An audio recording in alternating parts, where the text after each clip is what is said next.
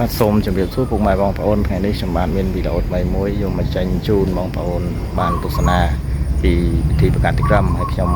ប្រកាសសារនេះគឺខ្ញុំប្រកាសតាមបទពិសោធន៍ខ្ញុំធ្លាប់ប្រកាសកាលពីខ្ញុំនៅតូចនិយាយចំនោះតាំងពី10-20ឆ្នាំមុនដែលខ្ញុំចូលចិត្តលេងត្រីក្រុមហើយខ្ញុំក៏បានសាកល្បងប្រកាសហើយប្រកាសតាមនោះគឺមិនដែលបានមើលធំអីទលំទលាដូចឥឡូវដែរតែកាលនោះយើងមិនទាន់មានបណ្ដាញសង្គមអីទលំទលាចឹងទេ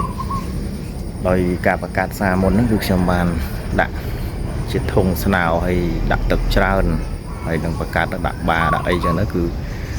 ពេលបានផលមកគឺច្រើនឥឡូវនេះខ្ញុំសាកល្បងប្រកាសរបៀបនឹងឡើងវិញដោយកន្លងមកខ្ញុំបានប្រកាសហ្នឹងមាននេះជាកធុនចាបាទបងប្អូនកធុនចឹងបាទធុនហ្នឹងគឺយើងប្រកាសឥឡូវហ្នឹងគឺយើងដាក់ធុនអញ្ចឹងមកហើយបានយើងត្រីបានពី10ថ្ងៃទៅកន្លះខែបានយើងរំលែកចូលទៅក្នុងធុងស្នោធុងធំនោះតែលើកនេះអត់ទេគឺខ្ញុំប្រកាសដាក់ក្នុងធុងស្នោធំតែម្ដងហើយចាំមើលថាការទទួលលទ្ធផលហ្នឹងបានកូនច្រើនតិចហើយនឹងរបៀបនៃការធ្វើរៀបចំធុងយ៉ាងម៉េចដាក់ទឹកយ៉ាងម៉េចអីយ៉ាងម៉េចបងប្អូនសូមចូលទស្សនាវីដេអូទាំងអស់គ្នានឹងបានឃើញពីរបៀបធ្វើនៃការបង្កាត់ត្រីរបៀបនេះបាទអញ្ចឹងសូមចូលទស្សនាទាំងអស់គ្នាបាទសូមអរគុណ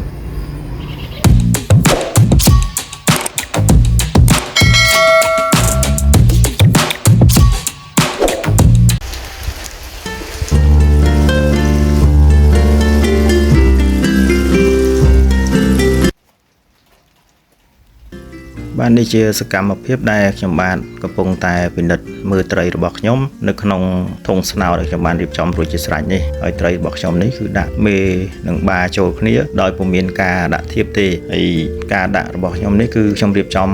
ជាអាងបែបហ្នឹងគឺមានចកទឹកនេះគឺជម្រៅជ្រៅគួរសមបានដោយសារធុងស្នោនេះធំគួរសមហើយរយៈពេលដាក់ហ្នឹងគឺខ្ញុំដាក់បានមួយថ្ងៃហើយបន្ទាប់ពីមួយថ្ងៃហ្នឹងគឺអាបាបានធ្វើពពុះ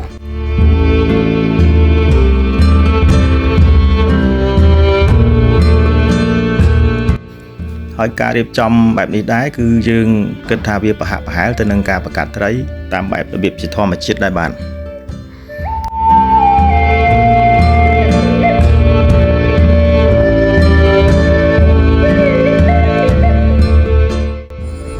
ដោយការរៀបចំធុងបែបនេះវាមានលក្ខណៈងាយស្រួលវាធំទូលាយសម្រាប់ឲ្យបា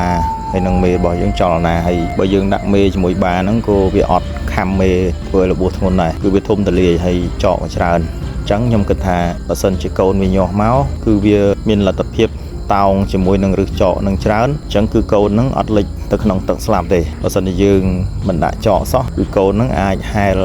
មិនទាន់បានស្ទាត់ជំនាញអញ្ចឹងវាអាចលិចទៅក្នុងទឹកជ្រៅហ្នឹងធ្វើកូនត្រីរបស់យើងស្លាប់ហើយនេះគឺពពុះហ្នឹងគឺមានពងនៅក្នុងហ្នឹងហើយខ្ញុំដាក់ប្រកាសនឹងបានរយៈពេល2ថ្ងៃអញ្ចឹងគឺវាមានពងនៅក្នុងហ្នឹង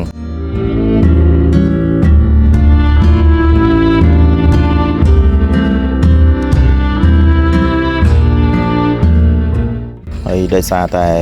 កាមេរ៉ាយើងចាប់វាមិនសូវច្បាស់ហើយខ្ញុំវែកពពុះនឹងមើលទៅគឺមានពងនៅក្នុងហ្នឹងហើយបាទហើយពេលដែលពងអញ្ចឹងគឺយើងក្របវាធម្មតាវិញមកជាវាងមានភ្លៀងអីធ្លាក់ទៅយើងធ្វើឲ្យខូចពងទាំងអស់យើងក្របវាធម្មតាដែលយើងប្រកាសជាទូទៅចឹងបាទ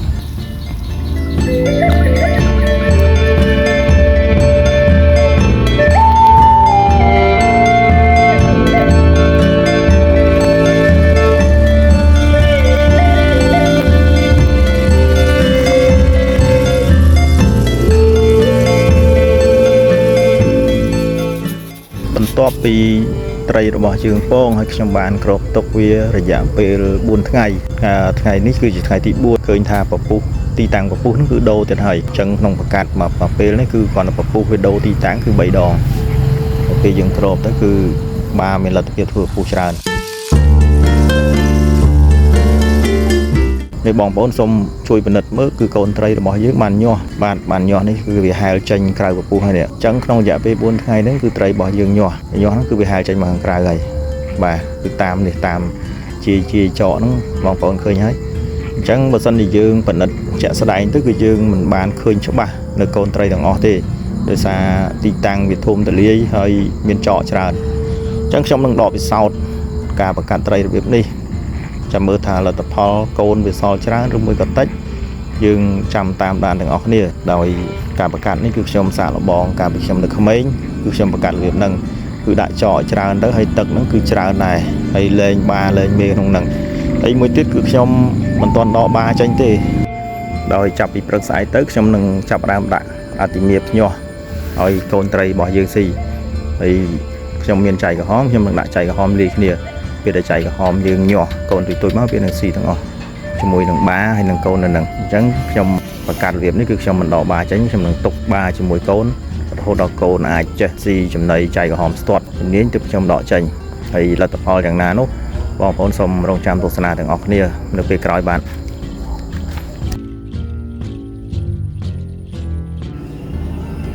ដូចបងប្អូនបានឃើញជាក់ស្ដែងហ្នឹងត្រីរបស់ខ្ញុំគឺ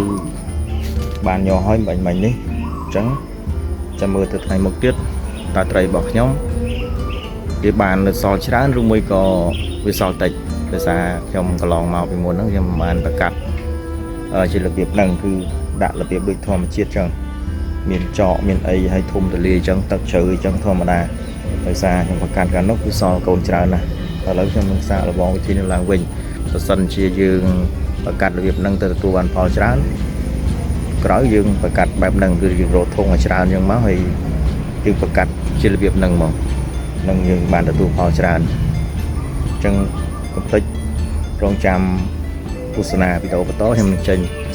ថាលទ្ធផលកូនត្រីរបស់យើងនេះនឹងសល់ច្រើនឬតិចជូនបងប្អូនបានទស្សនាហើយក៏សូមអរគុណបងប្អូនដែលបាន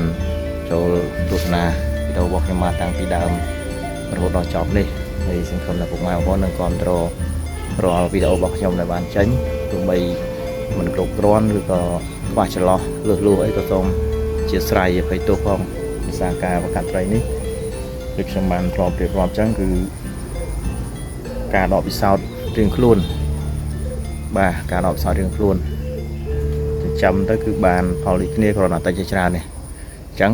បើសិនជាខ្ញុំមានរបៀបរបបបង្កាត់ទៅបានច្រើនបានល្អអញ្ចឹងខ្ញុំក៏យកទៅចែកម្លែកជូនបងប្អូនទៅហើយបើបងប្អូនមាន